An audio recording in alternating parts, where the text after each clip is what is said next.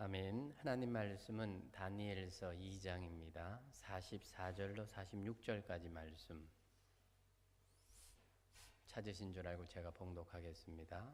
다니엘서 2장 44절부터 46절입니다.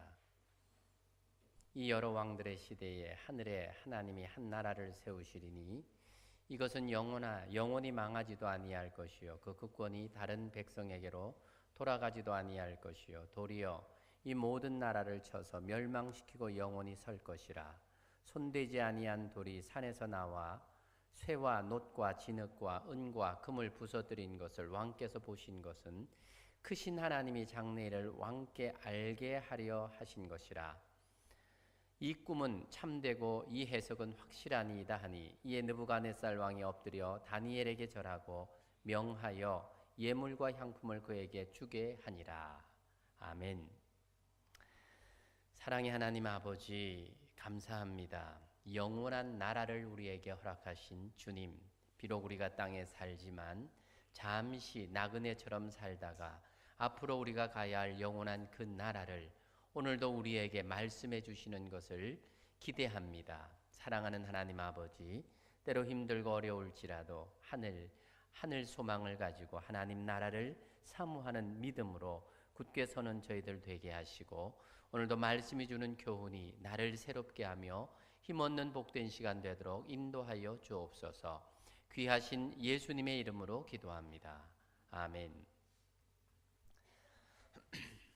사랑하는 여러분, 주 안에서 평안하셨습니까?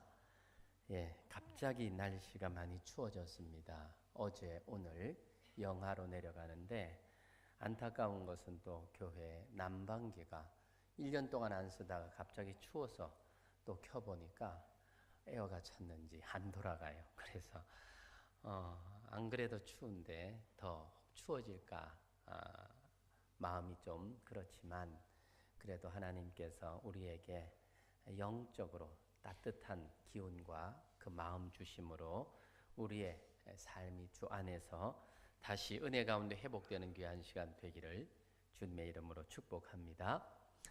우리가 역사를 공부해야 할 이유가 있습니다. 역사라고 하는 것은 지난 날의 우리의 삶의 자취들입니다. 그 과거의 역사들은 지금 나의 선 자리와 앞으로 내가 나아가야 할 방향을 보여주고 알게 하기 때문에 역사는 우리가 아는 것이 참 필요합니다. 역사를 보면 흥망성쇠했던 나라들의 역사들을 우리가 볼 수가 있지요. 지금은 미국이라고 하는 나라가 가장 강력한 나라입니다. 세계 모든 나라의 군사력을 다 합쳐도 아마 미국을 상대할 수 없을 만큼 미국의 국방력은 대단합니다. 미국의 땅 아메리칸 대륙이 발견되고 사실은 유럽에서 기독교의 박해를 피해서 미국의 기독교인들이 들어가서 성경 말씀을 기반으로 세운 그것이 오래전 일이 아니지 않습니까? 하지만 아무리 강력한 미국이라고 하여도 그 나라가 영원하지는 못합니다. 앞서서 세계를 호령하던 많은 나라들이 정말 오래 갈 것 같았는데 한순간에 지구상에서 사라져버리는 그런 나라도 있었고 더 이상 역사의 전면에 나서지 못하는 그런 나라들이 얼마나 많이 있습니까? 하지만 우리가 꿈꾸는 나라는 그런 나라가 아니지요. 우리가 앞으로 가야 할 그 나라, 성경은 영원히 망하지도 아니할 것이라. 영원이라고 하는 이 단어가 사실은 참 우리에게 쉬운 단어가 아닙니다. 우리는 길어도 100년 이상을 사는 사람이 그리 많지 않습니다. 100년이라고 하는 이 시간이 참 긴 것 같지만 영원이라고 하는 그 시간에 비추면 한순간 정점에 지나지 않습니다. 그러니 한 정점에 사는 정점을 살 수밖에 없는 우리 인생들이 영원이라고 하는 이 단어를 이해하기에는 너무너무 어렵지요. 그런데 하나님께서 우리를 위하여 예비한 그 나라는 영원한 나라다. 그렇게 우리에게 말해주고 있습니다. 끝이 없는 나라, 영원으로 우리에게 주어지는 나라. 오늘 바벨론의 느부갓네살 왕이 꿈에 보았던 나라가 바로 그 나라입니다. 느부갓네살 왕은 꿈을 꾸었는데 도저히 기억을 해내지를 못했습니다.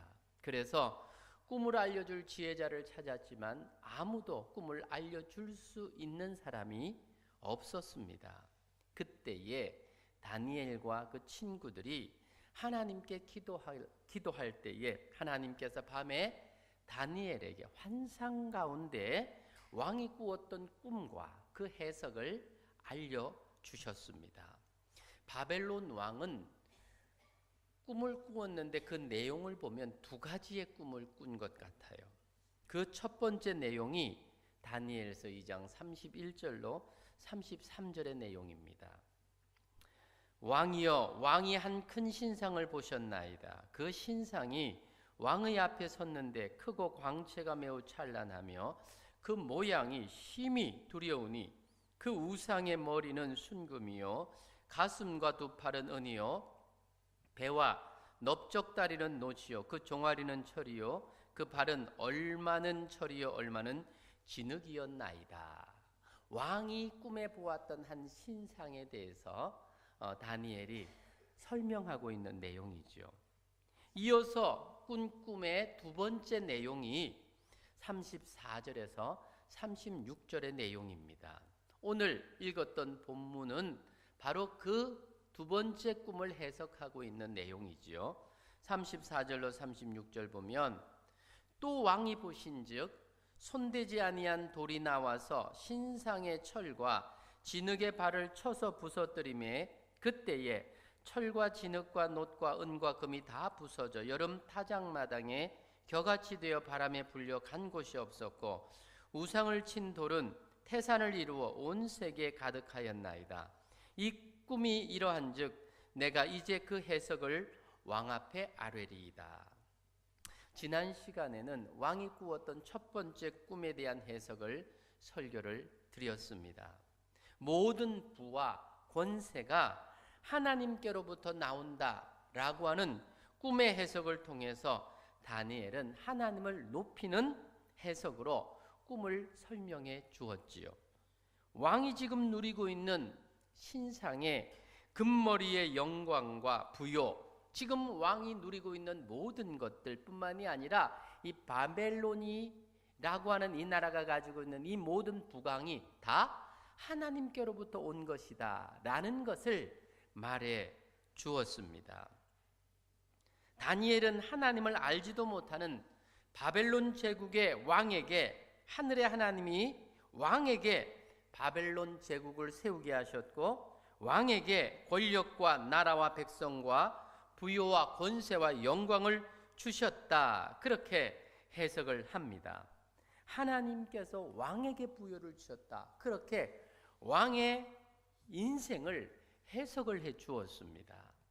사실은 참 어떻게 보면 좀 외람된 그런 해석이라고 할 수가 있습니다. 아주 위험한 해석이라고 할 수 있는 그런 해석이었지요. 이어서 오늘 본문 다니엘서 44절과 46절 읽었던 본문은 이 두 번째 왕이 꾸었던 그 꿈에 대해서 해석을 하고 있습니다. 하늘의 하나님께서 장래의 일을 생각하는 왕에게 그 장래의 일의 역사를 미리 보여주셨다. 그렇게 해석을 합니다.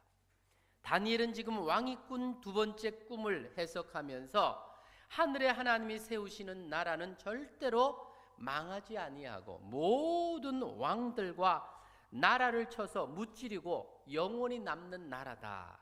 그렇게 해석을 하고 있습니다. 왕이 꿈에 보신 나라는 사람에 의해서 세워지지 아니하고 하늘의 하나님이 세우신 나라다. 그렇게 해석을 하고 있습니다. 44절의 말씀이죠. 같이 한번 읽겠습니다. 시작. 이 여러 왕들의 시대에 하늘의 하나님이 한 나라를 세우시리니 이것은 영원히 망하지도 아니할 것이요 그 국권이 다른 백성에게로 돌아가지도 아니할 것이요 도리어 이 모든 나라를 쳐서 멸망시키고 영원히 설 것이라. 다니엘은 지금 본문에서 왕이 꿈에 보았던 그 꿈은 하나님이 세우신 나라다, 그렇게 해석을 합니다. 사람이 손을 대지 아니한 돌이 산에서부터 나와서 쇠와 놋과 진흙 그리고 은과 금을 부서뜨린 것을 왕이 보셨던 그 내용은 크신 하나님께서 장래에 일어날 일들에 대해서 알게 하신 것이다 라고 말하면서 45절에서 이렇게 이 내용을 해석을 합니다. 45절 같이 또 봅시다. 손대지 아니한 돌이 산에서 나와서 쇠와 놋과 진흙과 은과 금을 부서뜨린 것을 왕께서 보신 것은 크신 하나님이 장래 일을 왕께 알게 하신 것이라. 이 꿈은 참되고 이 해석은 확실하니이다 하니. 하나님께서 세상 모든 나라의 주관자라고 하는 해석입니다. 손대지 아니한 돌로 표현되고 있는 이 하나님의 권능이 세상 모든 나라들을 부셔뜨린다라고 해석하고 있습니다. 지금 이 말을 듣고 있는 바벨론의 느부갓네살 왕은 자신이 믿는 신, 즉 우상이지요. 우상이 그 도움으로 말미암아 바벨론 제국을 세웠고 예루살렘까지 정복해서 하나님의 성전에 있는 모든 보물을 전리품으로 빼앗아 온 왕입니다. 바벨론의 신이 하나님의 신을 이겼고 하늘의 하나님을 이겼고 바벨론 왕에게 있어서 이 하나님이라고 하는 것은 패배한 나라의 신, 그러니까 자기 신에게 진 그런 신일 따름입니다. 이 팩트가 너무 분명한데도 다니엘이 이 왕의 꿈을 다르게 해석을 하고 있는 겁니다. 다니엘은 왕이 꾸었던 꿈을 해석하면서 사람이 세운 모든 나라와 왕들은 서로가 서로에게 흥하고 망하게 하지만 하늘의 하나님이 세우신 나라는 영원한 나라라고 그렇게 꿈을 해석하고 있습니다. 손대지 아니한 돌, 곧 하나님이 세우신 하나님의 나라인데 그 나라가 세상의 나라를 다스린다. 즉 그 돌이 내려와서 모든 것을 부셔뜨리는 것처럼 그 권능이 모든 나라를 지배한다. 그렇게 말하고 있는 겁니다. 바로 이것을 왕이 꿈에서 본 꿈 내용이었고 제가 지금 그 꿈을 해석해 주고 있습니다. 손대지 아니한 돌이라고 하는 것, 개정개혁판이 나오기 전에는 뜨인 돌이라고 성경에 기록이 되고 있습니다. 지금 다니엘이 왕에게 그 꿈을 이야기하면서 해석하고 있는 이 내용은 정말 위험천만한 해석입니다. 지금 다니엘의 목숨을 좌지우지할 왕 앞에서 자신이 믿는 왕이 참 신이라고 꿈 해석을 빙자해서 왕에게 이야기를 하고 있는 겁니다. 지금 그 바벨론의 왕은 그가 믿는 신이 자신을 왕으로 세웠고 강하게 하셨다고 굳게 믿고 있는 왕입니다. 그런데 다니엘이 지금 뭐라고 말합니까? 하늘의 하나님께서 이 여러 세대의 왕들과 나라들을 쳐서 멸망하게 한다 하니까 설득력이 없는 주장이라고 볼 수밖에 없지요. 지금 왕이 된 것도 바벨론 신이 주신 은총이 아니라 하늘 하나님께서 주신 은혜다. 그렇게 해석을 하고 있는데 이 해석을 왕이 어떤 마음으로 받아들이겠습니까? 사람의 손으로 나온 돌이 아니라 산에서 뜨인 돌이 나와서 바벨론 제국의 왕 그리고 모든 여러 세대의 왕 나라를 쳐서 망하게 한다고 그 앞으로 될 일에 대해서 해석을 하니까 왕의 마음이 얼마나 상하겠습니까?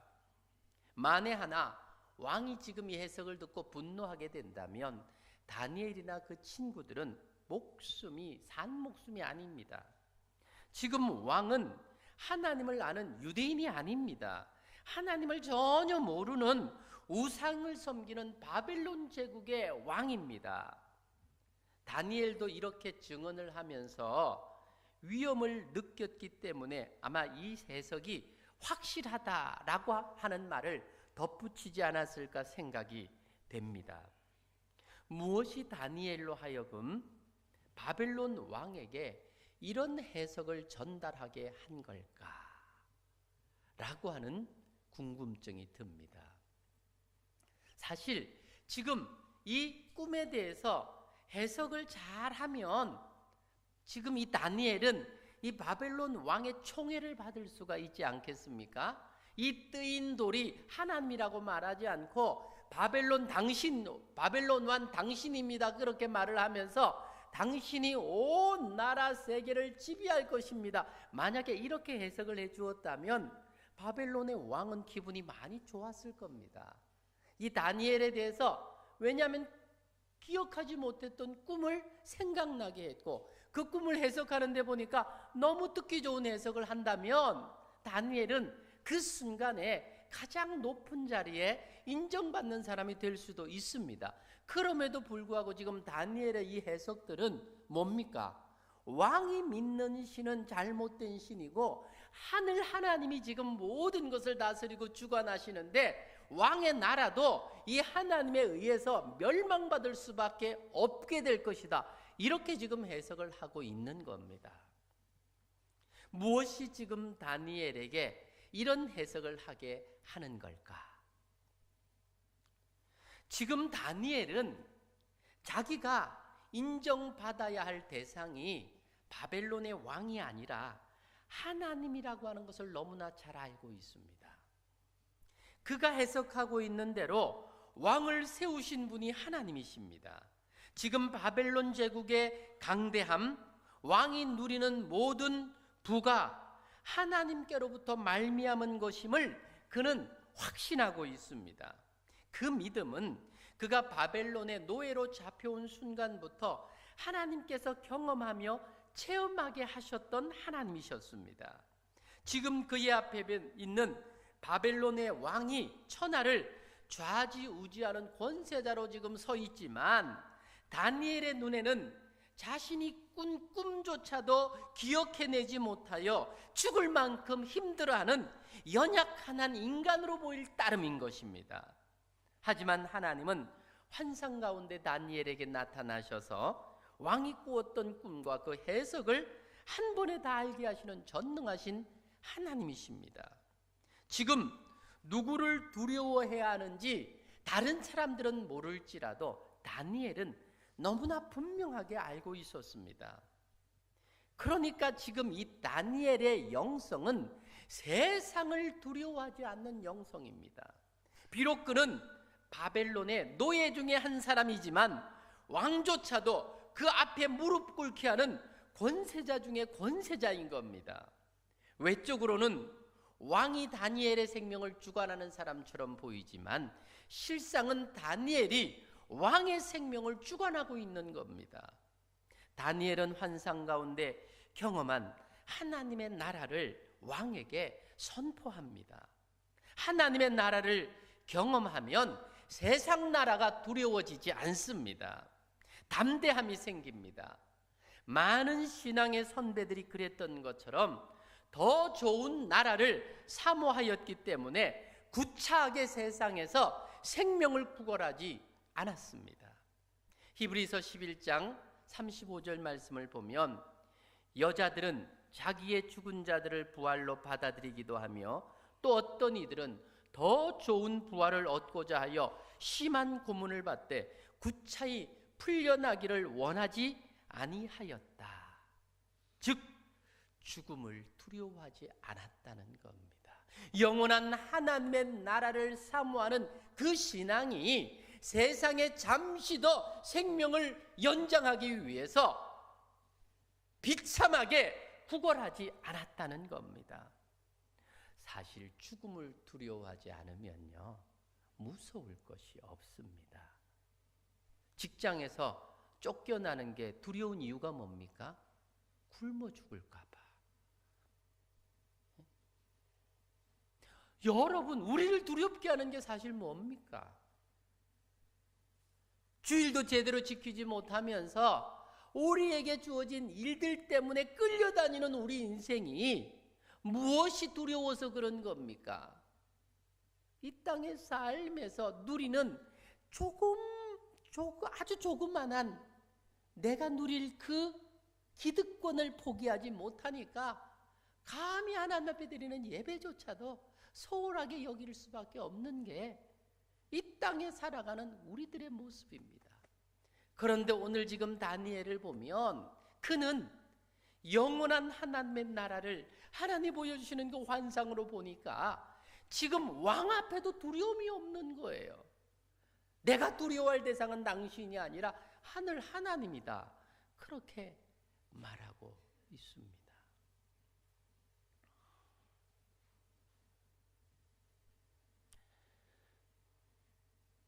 경찰은요, 절대로 달리기를 해서 도둑을 못 잡습니다.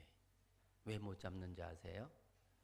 도둑은요, 죽을 힘을 다해서 도망가고요, 경찰은요, 있는 힘을 다해서 쫓아갑니다. 그렇기 때문에 절대로 못 잡아요. 죽음을 두려워하지 않고 잡히면 죽는다 싶으면요, 생각 이상의 힘이 납니다. 그런데 있는 힘을 다해서 쫓아가는 경찰은 죽을 힘을 다해 도망가는 도둑을 못 잡는 거예요. 우리가 죽고자 하면 사는 거예요. 살고자 하니까 죽지요. 우리가 하나님 앞에서 우리의 삶의 자리를 새롭게 결단해야 되는 것이 바로 이 영원한 나라를 소망하는 이 믿음으로 재세팅되어야 하는 겁니다. 죽음을 두려워하지 않는 신앙, 왕 앞에서 지금 다니엘의 신앙입니다.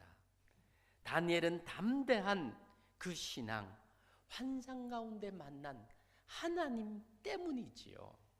오늘 지금 다니엘이 환상을 통해서 보았던 사람이 손대지 아니한 그 돌, 온 세상을 무너뜨리고 온 권세를 무너뜨리는 그 돌, 바로 그것은 예수 그리스도를 예표하는 겁니다. 하늘로부터 이 땅에 오신 예수 그리스도는 뜨인 돌로 세상의 모든 나라와 왕들을 심판하는 심판자가 되십니다. 오늘 본문 45절의 말씀은 요한계시록에 나오는 심판주 되시는 예수님의 모습이기도 합니다. 예수님이 이 땅에 오셔서 죄악된 세상을 심판하시고 영원한 하나님의 나라를 선포하십니다. 회개하라. 하나님의 나라가 가까웠도다.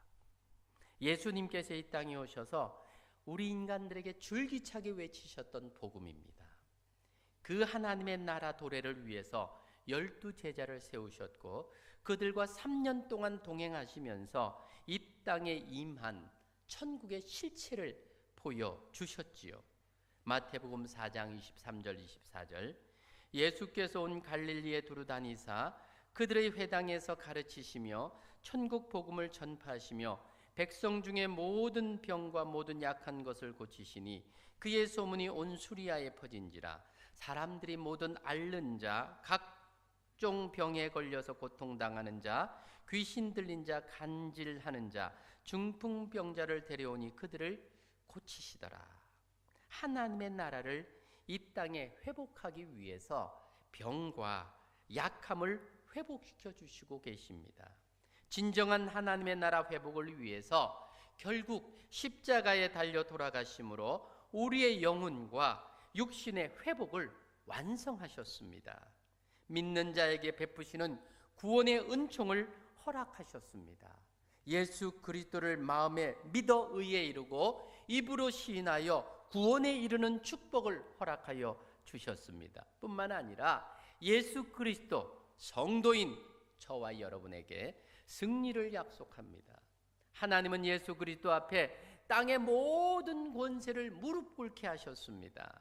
예수 그리스도의 이름 앞에 더러운 귀신들이 도망합니다. 사망 권세가 뒷걸음질합니다. 바로 우리가 믿는 예수 그리스도 전능자 그분과 함께하는 신앙은 넉넉히 세상을 이기는 신앙이라고 우리에게 말씀해주고 있는 겁니다. 비록 다니엘은 구약의 성도지만 환상 가운데 영원한 그 나라를 보았습니다. 그 나라 백성이라는 사실이 그에게는 담대한 용기를 가졌고 왕 앞에 서서 꿈을 해석하면서 바로 그 나라의 능력과 권세를 선포하는 자가 된 것입니다. 이 용기는 죽음을 두려워하지 않는 용기입니다. 그 나라를 확신하며 사모하는 성도는 다니엘처럼 세상 권세를 두려워하지 아니하는 자인 겁니다. 오늘 다니엘의 이 꿈 해석을 들은 왕의 반응이 궁금하지 않습니까? 과연 왕은 그 다니엘, 이 담대한 믿음의 사람 다니엘의 그 해석을 듣고 어떻게 반응을 합니까? 46절 같이 한번 읽겠습니다. 시작. 이에 느부갓네살 왕이 엎드려 다니엘에게 절하고 명하여 예물과 향품을 그에게 주게 하니라. 아멘. 지금 이 느부갓네살 왕이 감히 왕인 그가, 세상을 호령하는 그가 노예 중에 한 사람인 다니엘 앞에 어떻게 해요?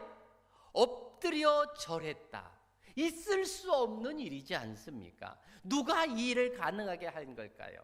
하늘의 하나님, 전능하신 그분께서 지금 왕도 종인 다니엘 앞에 무릎 꿇게 만들고 있는 겁니다.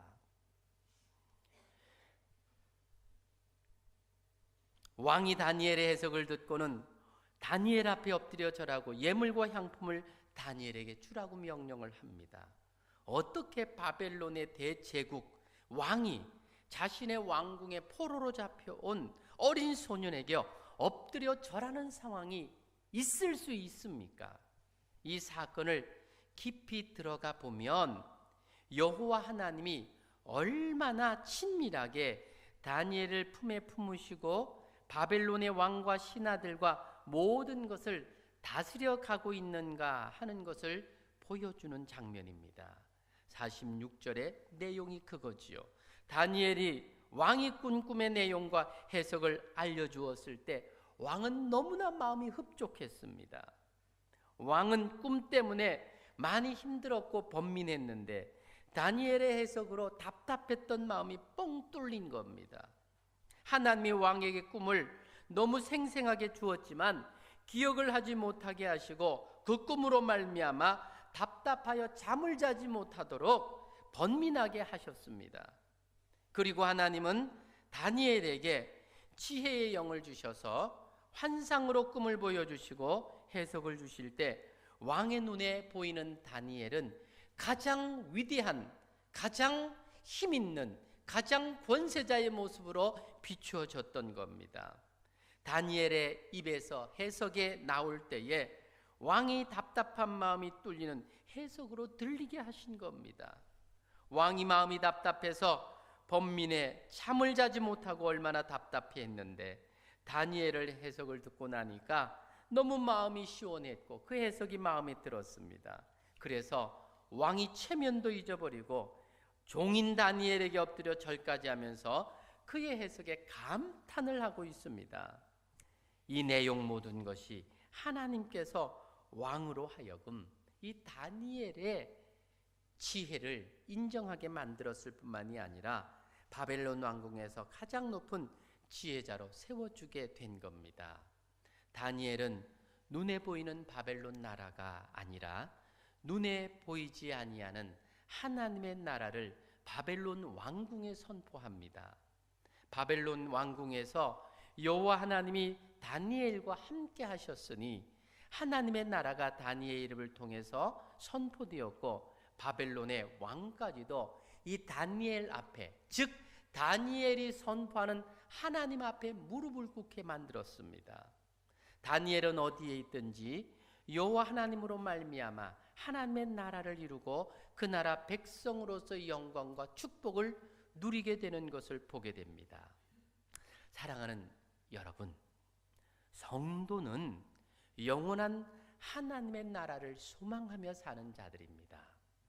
하나님의 나라를 바라보며 사는 성도는 땅에 사는 동안 땅에 연연하며 살지 않습니다.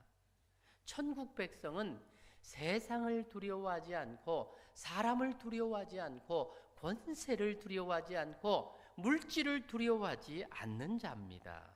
하나님의 나라를 바라보는 성도는 땅에 사는 동안 땅에 연연하며 사는 자가 아닙니다. 천국 백성은 세상을 두려워하지 않습니다. 성도는 대한민국 백성이면서 또한 동시에 천국의 백성입니다. 일반 세상 사람들은 하나만의 국적을 가지고 살아가는 땅에 속한 자입니다. 하지만 성도인 우리는 세상에서 대한민국 국민으로 살아가지만 땅에 속한 자가 아니라 하늘에 속한 하나님의 백성들입니다.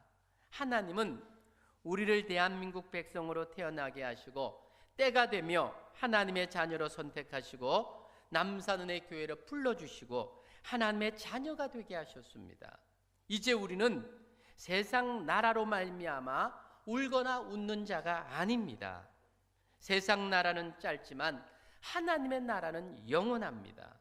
하나님의 나라는 세상 나라는 차별이 존재하지만 하나님의 나라는 차별이 없고 누구나 동등하고 누구나 영광을 누리는 곳입니다. 우리는 이런 영광과 은혜를 예수 그리스도로 말미암아 이미 누리고 있는 자들입니다. 지금 우리가 가진 것이 없고 부유하지 못하고 혹 가난할 수 있지만 부유하신 주님께서 우리의 주님이 되셔서 우리를 주님의 부요로 채워주십니다. 주님이 우리의 인생을 해석해 주시면 우리는 절대로 가난한 자가 아니라 부유한 자인 것입니다. 성도는 예수님의 은혜로 말미암아 두 나라 백성으로 살아갑니다. 성도가 두 나라 백성으로 살지만 보이는 세상의 나라보다 더 중요한 나라, 보이지 아니하는 하나님 나라로 백성으로 사는 것이 더 중요합니다. 이 땅에서의 삶이 중요한 것은 하나님의 나라가 있기 때문입니다. 영원한 하나님의 나라가 없다면 이 세상 나라의 삶이라고 하는 것은 그리 중요한 것이 아닙니다. 하나님의 나라를 소망 삼고 있기 때문에 이 땅에서 우리가 어떻게 살아야 할지 우리의 삶의 자리를 늘 돌아보는 겁니다. 저만 해도 그렇습니다. 만약에 제가 하나님의 나라가 없다면, 그 나라를 소망 삼지 않는다면 제가 이 좋은 날 왜 여기 와서 이렇게 목청 높여 소리 질러 여러분께 이런 설교를 하고 있겠습니까? 다른데 따뜻한 안방에 있든지 다른데 좋은 곳에 놀러 갔지. 왜 우리가 이 땅에서 좀 힘들지만 왜 우리의 삶 가운데 믿음의 삶을 살아가고 있습니까? 저 하나님의 나라를 바라보는 자들이기 때문에 그렇지 않습니까? 세상에서 한평생 살면서 부자로 산다는 것, 가난하게 산다는 것, 정말 깊이 보면 그리 중요한 거 아닙니다. 도리어 우리에게 주어지는 고난의 순간은 우리가 주님을 만날 수 있는 구원의 기회가 되기도 합니다. 그래서 주님께서는 우리가 세상 나라를 먼저 주시고 세상 나라에서 주님을 만날 수 있도록 우리 인생을 다스려 주시는 겁니다. 주님께서 나를 찾아오신 사랑의 흔적이 사실 저와 여러분의 인생입니다. 지난 세월을 주님의 나라로 해석하면 모든 것이 감사가 되고 은혜가 되고 축복이 되는 거예요. 경험상으로 보면 이 땅을 살면서 부족함 없이 살면 영성이 깊어지지 않습니다. 아무리 성도라 할지라도 세상 사는 동안 고난당하지 않는다면 영성은 바닥이 되는 겁니다. 그래서 기독교의 영성은 보면 환난과 풍파와 역경 가운데 꽃을 피웠습니다. 성도에게 고난은 변장하고 찾아오는 하나님의 축복들입니다. 우리는 우리를 세상에서는 나그네로 인생을 살게 하시고 우리의 본향으로 하나님의 나라를 주셨습니다. 그 나라만이 영원합니다. 우리는 그 나라를 준비하며 살아가는 성도들입니다. 어떻게 살아가야 될까요? 책상 앞에 앉아서 설교를 준비하다가 문득 그런 생각이 들었습니다. 과연 내가 얼마나 더 이 자리에 앉아서 설교를 준비할 수 있을까? 언젠가 나 아닌 다른 설교자가 이 자리에 앉아 설교를 준비하는 날이 오겠지. 지난날 이 땅을 거쳐간 많은 사람들처럼 또 시간이 지나면 나 또한 흔적 없이 사라질 것 아닌가. 하지만 영원한 나라를 준비하며 살아온 삶은 결코 헛되지 않을 것을 믿기 때문에 그 순간 위로를 얻었습니다. 여러분들은 어떻습니까? 지금 여러분들이 삶의 터전인 그곳 사장으로 회전 의자를 돌리면서 앉아 있습니까? 얼마 지나지 않으면 여러분 아닌 다른 사람이 거기에 앉아서 사장으로 회전 의자에 앉아 있을 겁니다. 여러분이 경영하는 사업터 지금은 내 것 같지만 조금 언젠가는 또 누군가 다른 사람이 나를 대신해서 거기에서 나의 일을 하고 있을 겁니다. 우리는 그저 잠시 있다가 또 그곳을 떠나야 할 사람들입니다. 사랑하는 여러분, 기억하십시다. 우리는 영원한 나라를 준비하며 살아가는 나그네들입니다. 올 한 해 참 많이 힘들고 어려웠던 시간들이었습니다. 개인적으로도 그렇고 교회적으로도 그렇습니다. 하지만 이런 모든 어려움이 영적으로 더 많은 유익이 되었음 또한 기억합니다. 더 주님을 가까이 하는 시간들이 될 수 있었기 때문입니다. 시편 119편 71절은 말하지요. 고난당하는 것이 내게 유익이라.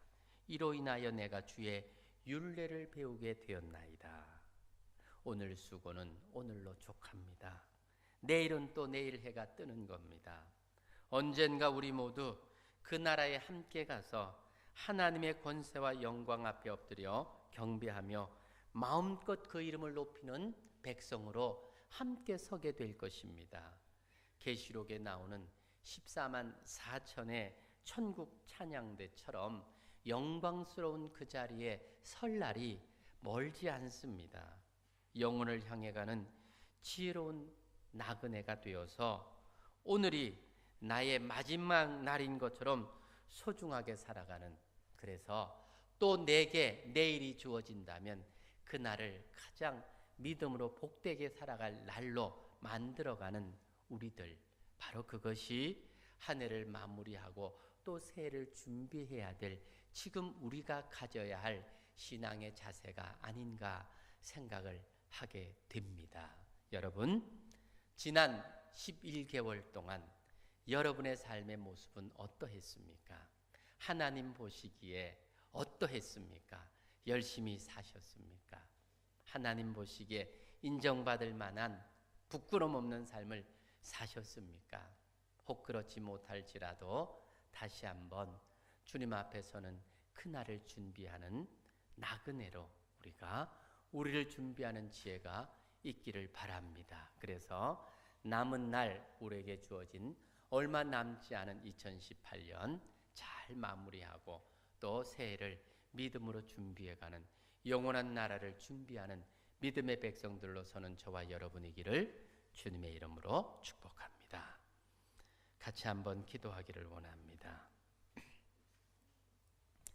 사랑하는 여러분, 우리가 바라보며 추구하는 것이 무엇입니까? 땅의 것이라면 그것은 잠깐 기쁨을 주기도 하지만 결국은 우리에게 영원한 소망을 주지 못합니다.